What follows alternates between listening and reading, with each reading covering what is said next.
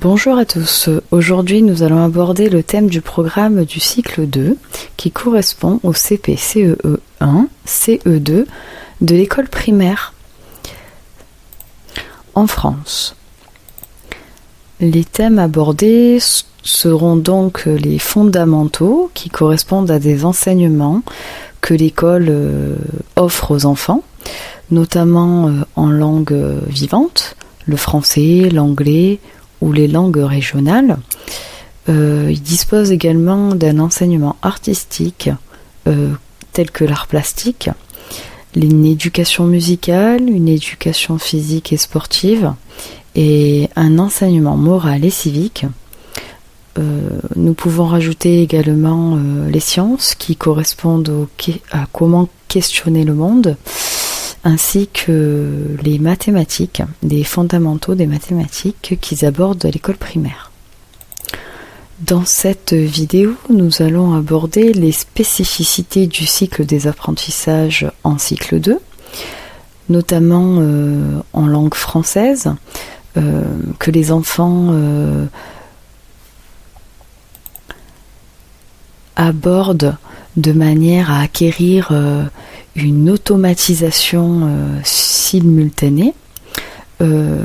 J'entends par là lire, écrire, compter, respecter autrui, acquérir du vocabulaire, de la grammaire ainsi que de l'orthographe.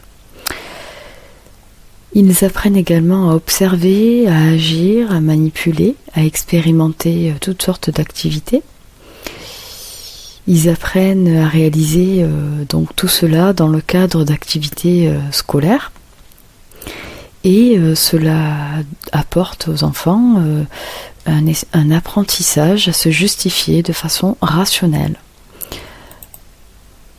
Dans ce cycle 2, ils abordent le développement de l'esprit critique, ils apprennent à comprendre comment s'exprimer en utilisant la langue française à l'oral et à l'écrit. On leur demande un apprentissage à la compréhension du langage mathématique, scientifique et ainsi que informatique. Dans le domaine de questionner le monde, les activités de manipulation, de mesure, de calcul à partir d'expériences simples utilisent pleinement les langages scientifiques. Voilà ce qu'ils apprennent au sein de l'école élémentaire. Le but de ce cycle 2 est ainsi d'apprendre aux enfants à comprendre, à s'exprimer en utilisant les langages des arts et du corps, notamment par l'éducation physique et sportive, la formation de la personne et du citoyen. Comment fonctionne une personne? Comment devient-on un citoyen? L'accès à des valeurs morales, civiques et sociales sont abordés, notamment au cycle 2. Ainsi, l'enseignement moral et civique participe pleinement à la construction du futur citoyen dans le cadre de l'école et de la classe. Ils apprennent à respecter leur engagement, travailler en autonomie ainsi qu'à coopérer. L'enseignement du français consiste à consolider des compétences pour communiquer, vivre en société, apporter une structure dans chaque relation entre individus et en rapport avec le monde, et surtout à la participation de la construction de soi. Les compétences travaillées sont donc comprendre et s'exprimer à l'oral, lire, identifier des mots de manière de plus en plus aisée, comprendre un texte et contrôler sa compréhension, pratiquer différentes formes de lecture, lire à haute voix, écrire, passer de l'oral à l'écrit, se repérer dans la phrase simple, apprendre à avoir une lecture et une compréhension de l'écrit, et ainsi pouvoir identifier des mots. Par conséquent, les attendus de la fin de ce cycle 2 à l'école correspond à savoir copier ou transcrire quelque chose dans une écriture lisible, un texte d'une dizaine de lignes en respectant la mise en forme, la ponctuation, l'orthographe et en soignant la présentation.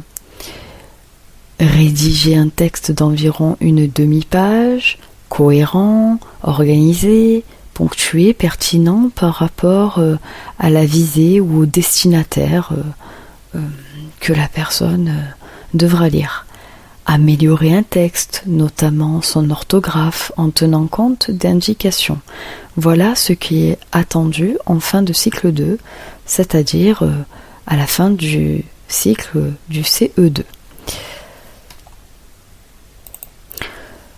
Maintenant, je vais aborder ce que notre association propose afin de combler les lacunes des enfants en situation de handicap, notamment, qui n'ont pas la possibilité d'aller au même rythme que les autres enfants au sein des écoles.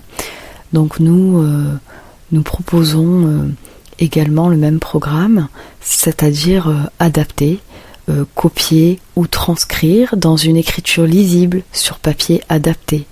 Rédiger un texte d'environ une demi-page avec un ordinateur. Améliorer un texte, notamment son orthographe, grâce à des logiciels informatiques. Ainsi que des exercices de lecture individuels à distance en classe virtuelle peuvent être mis en place.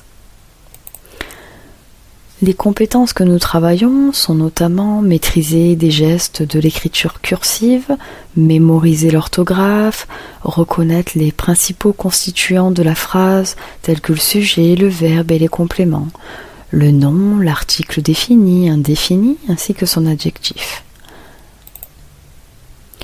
La ponctuation est également abordée, le singulier, le pluriel, le masculin-féminin, les bases du être et avoir, les verbes du premier groupe, les verbes irréguliers du troisième groupe, faire, aller, dire, venir, pouvoir, voir, vouloir, prendre, ainsi que de distinguer des temps simples et des temps composés au rythme de l'enfant. La discipline, telle que les langues vivantes, peuvent être abordées également, notamment en anglais, puisque l'anglais est la langue obligatoire au sein de la scolarité des enfants. Nous, au sein de l'association, nous abordons un anglais très simple, basique, de manière à apporter des repères à l'enfant en situation de handicap, notamment dans les compétences travaillées comme écouter et comprendre des messages oraux très simples, participer à des échanges simples entre élèves ou entre professeurs et un élève en individuel, identifier quelques grands repères culturels, l'entrée dans la langue étrangère ou régionale se fait naturellement en parlant de soi et de son univers réel et imaginaire. L'enseignement artistique est également abordé car il développe particulièrement le potentiel d'invention. L'enfant s'implique dans ses productions à partir de ses peurs, de ses rêves, de ses souvenirs, ainsi que de ses émotions. Et ça, c'est quelque chose de très important qu'un enfant puisse exprimer à travers le dessin, la peinture ou d'autres arts qui peuvent être mis en place. Il prend alors plaisir à inventer des formes, des univers et des langages imaginaires. Exprimer sa sensibilité et son imagination est très important. Le thème de l'éducation physique et sportive est également abordé car elle a pour finalité de former un citoyen lucide, autonome, physiquement et socialement éduqué. Elle assure l'inclusion des élèves en situation de handicap et apprend à entretenir sa santé. Cela développe également sa motricité ainsi que construire un langage du corps. L'enfant peut bouger à son rythme, avoir un langage du corps qui lui est propre. L'enseignement moral et civique abordé au sein de l'association est porté sur les compétences suivantes, c'est-à-dire respecter autrui, l'individu en groupe, acquérir et partager les valeurs de la République inscrits dans la Constitution de notre pays. Donc ils abordent le thème du droit. Les 4 valeurs et principes majeurs de la République française sont la liberté, l'égalité, la fraternité et la laïcité, qu'il faut apprendre également.